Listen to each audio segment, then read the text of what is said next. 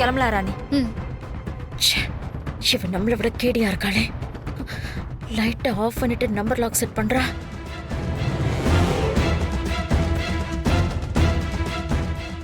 அதை விடுங்க, அவ என்னமோ ரொம்ப உஷாரா இருக்கிறதா நினைச்சுக்கிட்டு இருக்கா. நான் யாரு, நான் அனுப்ப போற ஆளு எப்படின்னு புரியல அவளுக்கு. சரி சரி விடுங்க, அதெல்லாம் நான் பாத்துக்கிறேன். அப்புறம் அந்த ராணி எப்படிப்பட்டவன்னு உங்களுக்கு தெரியும்ல. அவளுக்கு சின்னதா கூட சந்தேகம் வந்துடக்கூடாது. அதை நான் பாத்துக்கிறேன், நீங்க ஜாக்கிரதையா இருங்க. சரி வைக்கிறேன்.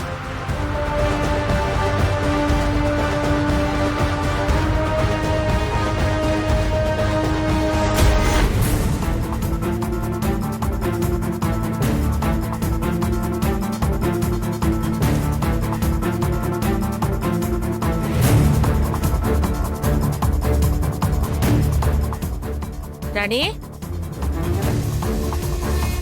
இன்னாடி இப்ப என்னதான் பண்ண போற? ஐயோ அக்கா, அது தெரிஞ்சா நான் சொல்ல மாட்டேனா? என்ன பண்ண போறேன், எப்படி பண்ண போறேன்னு தான் நான் யோசிச்சு நிறுகிறேன். நடந்த விஷயத்தெல்லாம் பார்க்க சொல்ல பயங்கர கடுப்பா இருக்குது. ஆனா நீ போய் மாப்பிள்ளை குடும்பத்தை பத்தியோ மாப்பிள்ளைய பத்தியோ விசாரிச்சுட்டு வந்து சொன்னதுதான் எனக்கு கொஞ்சம் ஆறுதலா இருக்குது. ராணி அவசரப்படாத, நிதானமா இருந்துதான் இந்த கல்யாணத்தை செஞ்சாகணும்னு என் மனசு சொல்லுதுக்கா.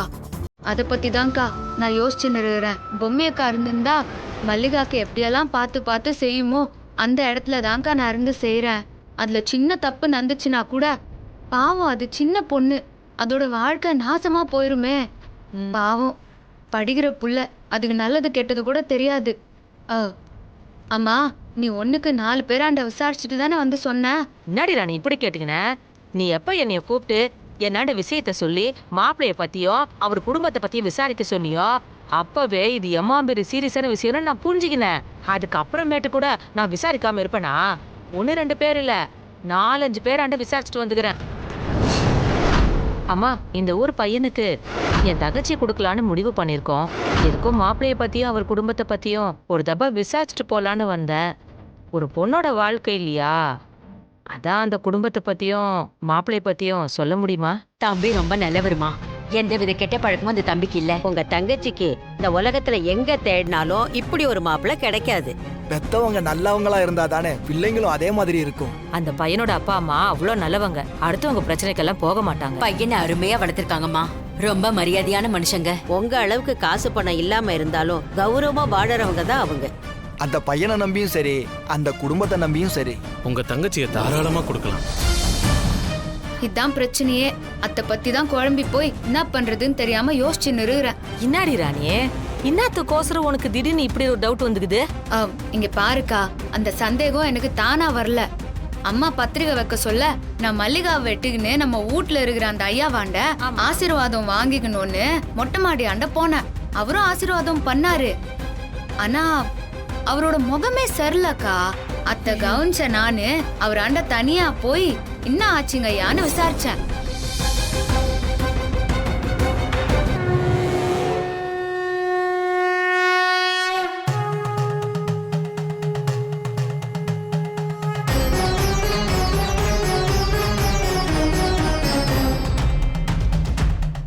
ஐயா, ஐயா,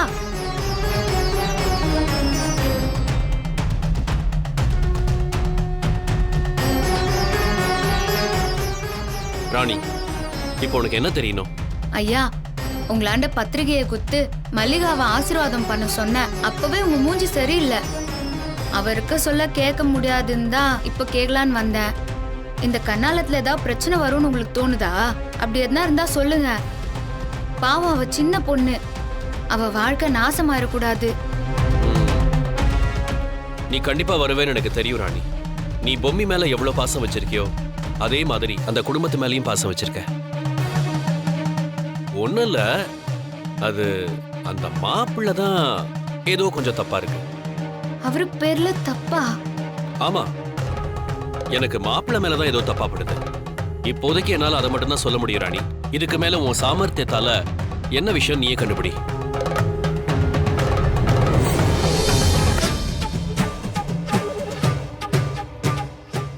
நான் அத்தை யோசிச்சுக்கினே கீழே வந்தேன். அப்போ ஒரு விஷயம் நடந்துச்சு. அதுக்கு அப்பால தான் அவரு சொன்னதையும் நடந்த விஷயத்தையும் வச்சு எனக்கு கொஞ்சம் உறுத்தலாவே இருந்துச்சு. அதான்க்கா உன்னாண்ட அவரை பத்தியும் அவர் குடும்பத்தை பத்தியும் விசாரிக்க சொன்னேன்.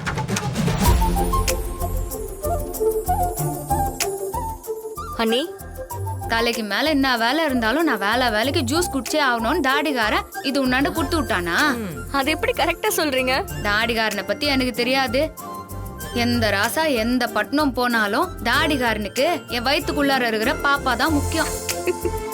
ஏ ராணி, இதெல்லாம் ரொம்ப ஓவரு. சித்தார்த்த தம்பி அவர் வேலையை கரெக்டா பாத்துனுக்குறாரு. வாங்க. இத்த வேற குடியிலனா அட்வைஸ் பண்ணியே டார்ச்சர் பண்ணுவான். இருக்கிற பிரச்சனை பத்தாதுன்னு இவன் வேற. அம்மா ராணி, நடந்த விஷயம் சித்தார்த்த தம்பிக்கு தெரியுமா? இல்லக்கா, வீட்ல என்ன நடந்தாலும் தாடிகாரனுக்கு மட்டும் எதுவுமே தெரியக்கூடாது. வேணியம்மா என்னாண்ட சத்தியம் வாங்காத குறையா சொல்லிச்சு. என்ன அண்ணி, எனக்கு தெரியாம நீங்க 2 பேரும் மட்டும் ஏதோ ரகசியம் பேசிட்டு இருக்கீங்க? அது ஒண்ணும் இல்ல தர்சினி, மல்லிகா கல்யாணம் எந்தவித பிரச்சனையும் இல்லாம நல்லபடியா நடக்கணும் தான் பேசிட்டு இருந்தோம், வேற ஒன்னும் இல்ல.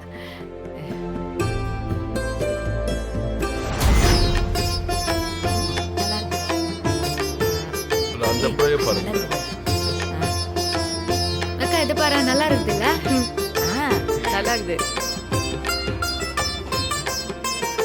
அந்த கலர் நல்லா இருக்குல்ல? எல்லாரும் தான் கையில இருக்கிறது பார்க்கமா. சித்தார்த் தம்பி, ஆண்டி எதுக்கு இப்ப ஜவுளி எல்லாம் எடுக்கிறீங்க? அதான் முகூர்த்த புடவை தான் எடுத்தாச்சே. ஆண்டி, நீங்க நல்ல சம்பந்தம் கைவிட்டு போயிடக்கூடாதுன்னு மல்லிகா கல்யாணத்தை அவசர அவசரமா பேசி முடிச்சிட்டீங்க. எனக்கு என்ன வருத்தம்னா, இது எனக்கு முன்னாடியே தெரிஞ்சிருந்தா மல்லிகா கல்யாணத்துக்கு எல்லாத்தையும் பார்த்து பார்த்து செஞ்சிருந்திருப்பேன். இந்த மாமா சார்பாவும் பொம்மி சார்பாவும் மல்லிகா கல்யாணத்துக்காக சூப்பரான காஸ்ட்லியான புடவை எடுத்து கொடுக்கணும்னு ஆசைப்பட்டு தான் இவங்களை நான் வர சொன்னேன். ஆமா, எல்லா பொண்ணுங்களும் மாப்பிள்ளை எப்படி பார்த்து சூஸ் பண்றாங்களோ அதே மாதிரி தான் முகூர்த்த புடவையும் பார்த்து பார்த்தா செலக்ட் பண்ணுவாங்க. மல்லிகா, உனக்கு பிடிச்ச மாப்பிள்ளை கிடைச்ச மாதிரி புடவையும் எடுத்துக்கோ. நல்லதா எடுத்துக்கோ. மல்லிகா, உனக்கு எந்த புடவை பிடிச்சிருக்கோ எடுத்துக்கோ. விலைய பத்தி எல்லாம் கவலையே படாத. ஓகே, இங்க பாரு, இந்த புடவை இந்த மாமாவோட சீரு.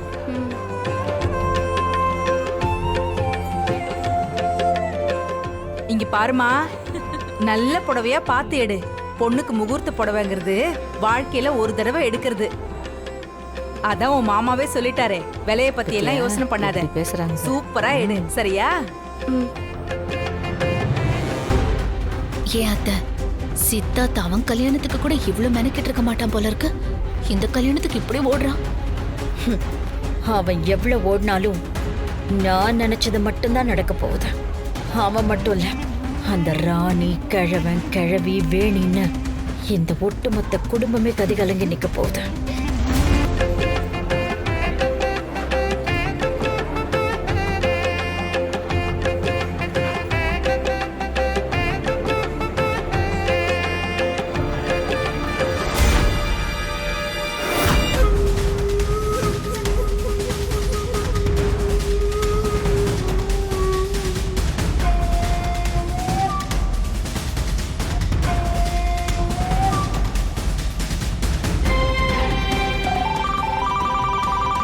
யாருமா? தமனா, இரு, நான் போய் ஃபோன் பேசிட்டு வந்தேன். இருடா.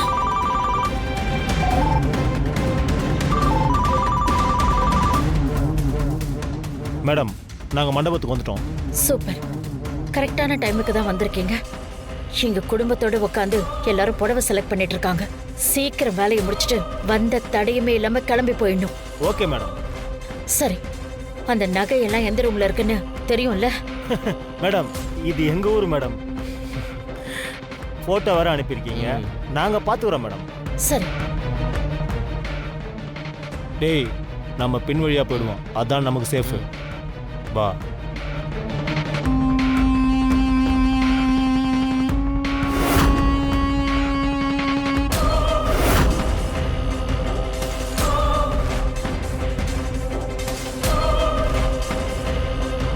டேய், வாடா. கலர் நல்லா இருக்கு. அந்த பாட்டி புடவை எல்லாம் நல்லா இருக்குல்ல? அந்த படம் நல்லா இருக்கு. ஆமாப்பா, கரெக்ட். ஆமா இதுதான். குடும்பமே உட்காந்து முகூர்த்த புடவை எடுத்துட்டு இருக்கீங்க போல இருக்கு. ஒரு பொம்பளை எடுத்தாலே ஒரு நாள் ஆகும். நீங்க எல்லாம் முகூர்த்தம் முடியறதுக்குள்ள எடுத்துருவீங்களா? அதான் தெரியல. நாம வேடிக்கை பார்க்க வேண்டியதுதான். பொறுமையா பாத்துடு.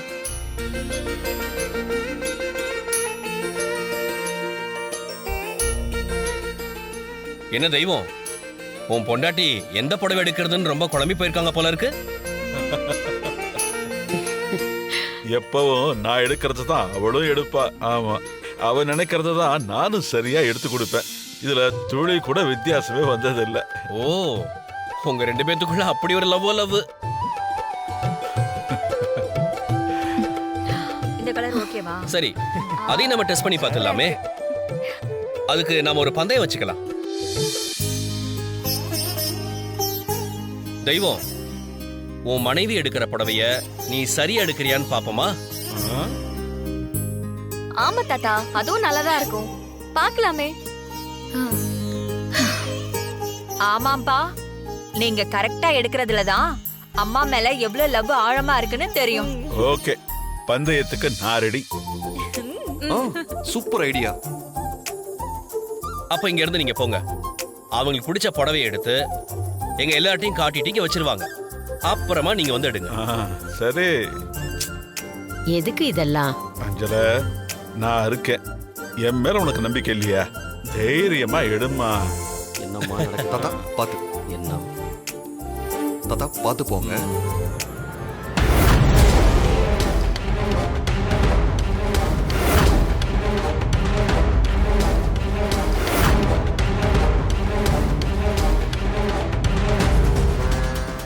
ஹலோ, யார் நீங்க? இங்க என்ன பண்றீங்க? நாங்கள் எலக்ட்ரீஷியனு. மேலே ஏசி ஏதோ ப்ராப்ளம்னு சொன்னாங்க, அதான் பார்க்கலான்னு வந்தோம். யார் சொன்னது? அது வந்து சாவித்ரி மேடம் சொன்னாங்க. ஓ, அவங்களா? மேல போங்க. சரிங்க.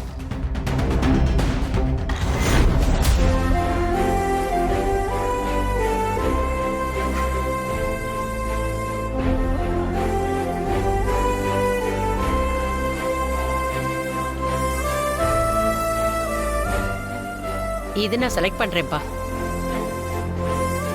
ஐயா, இந்த புடவைய மத்த புடவையோட சேர்த்து வைங்க. சரி.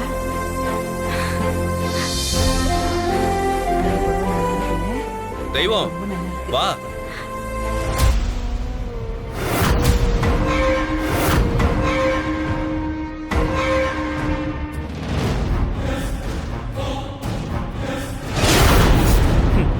பாத்தியாடா, பூட்டு ரொம்ப சேஃப்டியா இருக்கிறத நினைச்சு பூட்டி வச்சிருக்காங்க. நம்ம பார்க்காத பூட்டா. யாரும் எதுவும் சொல்லக்கூடாது. சரி தாத்தா வாங்க. இவர் கரெக்டா சொல்றாருன்னு பார்க்கலாம். உட்காருங்க. தெய்வம், இப்ப உன் வைஃப் எடுத்த புடவையை காட்டு.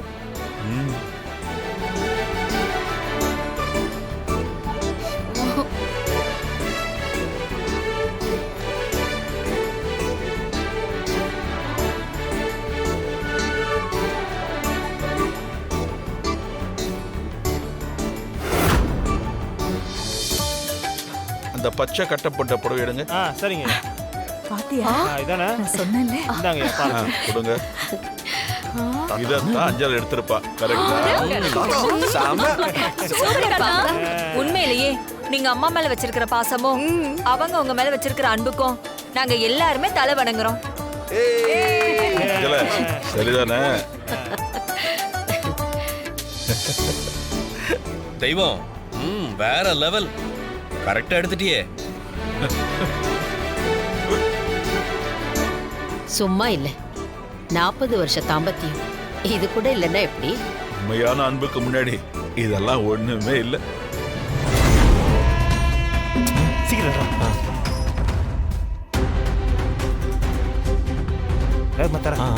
தரேன். டேய், படிக்கல இருந்து யாராவது வராங்களா பார்த்து போ. சீக்கிரம் போ.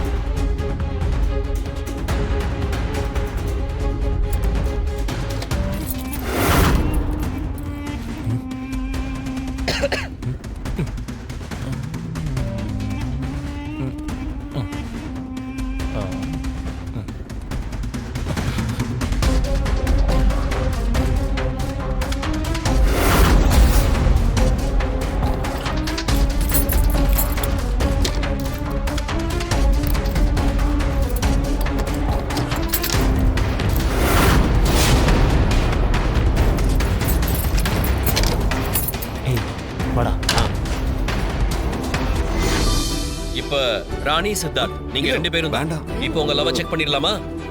இவன் ஒருத்தன். ஐயோ அதெல்லாம் வேணாங்க. தாடிகாரன் எப்படியும் நான் எடுத்த புடவையே எடுக்க போறது இல்ல. நாங்க 2 பேரும் தாத்தா பாட்டிக்கு நேர் மாறு. இன்னும் சொல்ல போனா எங்க 2 பேருக்கும் 7ஆம் பொருத்தம் தான். தாடிகாரன் ஏதோ விதியேன்னு என்னோட வாழ்ந்து நிறுகிறான். ராணி ராணி சில பேர் ரொம்ப பிரியமா இருப்பாங்க, ஆனா அவங்களுக்குள்ள எந்த விதமான லவ்வும் இருக்காது. சில பேர் உங்களை மாதிரி எப்போதுமே சண்டை போட்டுக்கிட்டே இருப்பாங்க, ஆனா அவங்களுக்கு தான் அதிகப்படியான அன்பு இருக்கும். கரெக்ட் தான் ராணி. சொல்ல போனா அன்கண்டிஷனல் லவ்வா தான் இருக்கும்னு வச்சுக்கேன். உங்க வாழ்க்கையும் அந்த மாதிரி தான். ராணி அவரு சொல்றதும் சரிதான். சித்தார்த்தையும் செக் பண்ணி பாத்துருவோமா? அண்ணி அண்ணன் கரெக்டா எடுக்கிறாரான்னு பாக்கலாமே. நான் தான் வேண்டாங்கிறேன்ல. நான் கண்டிப்பா தப்பா தான் எடுப்பேன். தாத்தா கூட்டத்துல மானத்தை வாங்காதீங்க, விடுங்க தாத்தா. என்ன ராணி, இது ஒரு விளையாட்டு தானம்மா? என்னமா நடக்குதுங்க? இங்க என்ன நடக்குதுன்னு தெரியாம சந்தோஷத்துல எல்லாம் கும்மாளம் அடிச்சுக்கிட்டு இருக்குங்க. நகை திருடுற திட்டத்தை தானே சொல்றீங்க? அம்மா அவங்க வந்துட்டாங்களா? அவங்க வந்துட்டாங்க. இந்நேரம் லாக்கரையே திறந்திருப்பாங்க. அம்மா ராணி அவர் தான் சொல்றாருல்ல, எடுமா.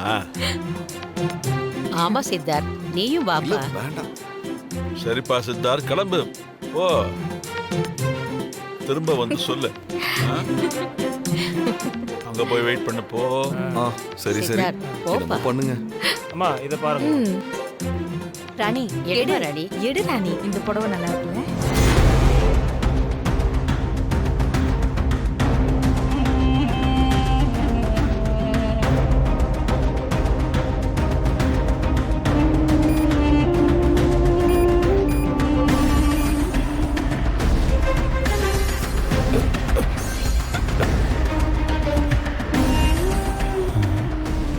வேற ஏதாவது நம்பர் போட்டு பாருங்க.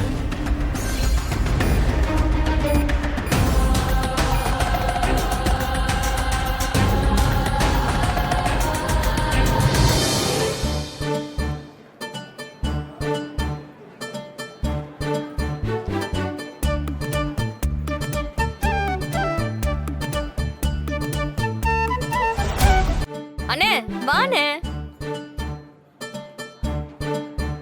என்ன பண்றான்னு பாப்போம். தம்பி, ராணி எந்த புடவையை செலக்ட் பண்ணிருக்கான்னு கரெக்டா கண்டுபிடிச்சிருங்க பாப்போம்.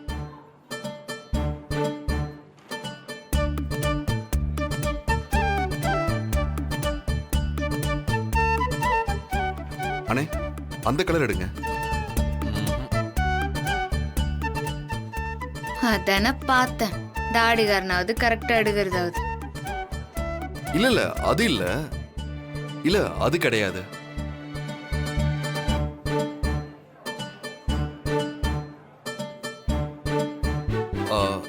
அந்த எல்லோ கலர்ல கோல்டு பார்டர் அதுவா தான் இருக்கும்.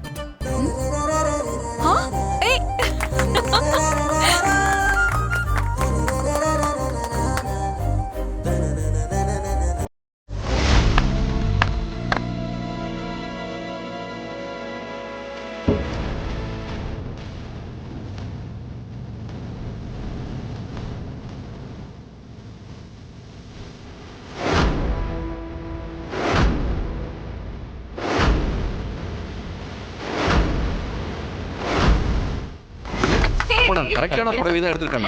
சூப்பர் சித்தார்த், என் பேரன்னா கொக்கா. என்ன நான் சொன்னது சரியா? மன வாழ்க்கைக்கு 10 பொருத்தம் சரியா இல்லைனாலும் ஒரே ஒரு பொருத்தம் இருக்கு, அதான் மன பொருத்தம். அது ஒத்து போனா போதும். உங்க 2 பேருக்குமே அது நல்லாவே ஒத்து போகுது. அவன் என்னைக்கு என் மனசை புரிஞ்சுக்கிறான் சித்தார்த். அதனாலதான் காதல் பரிசா ராணி வயித்துல பாப்பா இருக்கு. ஐயா, நெசமாவே தாடிகாரன் பேசினதை காண்டி நீங்க கேட்டீங்க, காரி துப்பிருப்பீங்க. ஏதோ அவன் கும்சா அத்துட்டான். மத்தபடி அவனுக்கு என் மேல லவ்வும் கிடையாது, மான பொருத்தமும் கிடையாது. நீங்க 2 பேருமே எலியும் புனையுமா இருந்தாலும் உங்களுக்குள்ள எப்போதுமே ஒரு காதல் ஓடிக்கிட்டு தான் இருக்கு.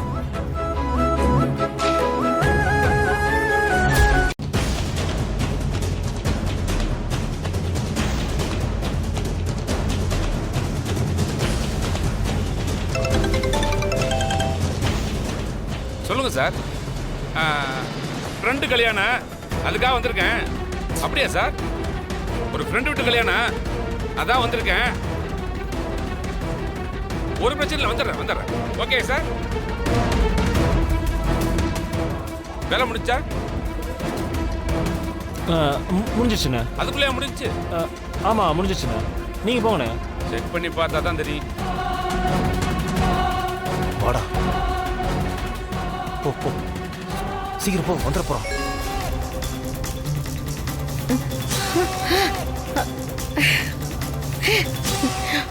தமன்னா 300 பவுன் நகை ஸ்வாகா. என்னத்த சொல்றீங்க? ஆமா, நகையெல்லாம் எடுத்துக்கிட்டு மண்டபத்தை விட்டு போயிட்டானுங்க. வா, அவனுங்க இதான் சாக்குன்னு 50 பவுன் கேட்குறானுங்கம்மா. நமக்கு பங்கு வரும்ல? ஏய், அதெல்லாம் வரும்டா. சரி, இங்க நின்று எதுவும் பேச வேண்டாம், வாங்க போலாம். இது நல்லா இருக்குமா? சிம்பிளா இருந்தாலும் நல்லா இருக்கு.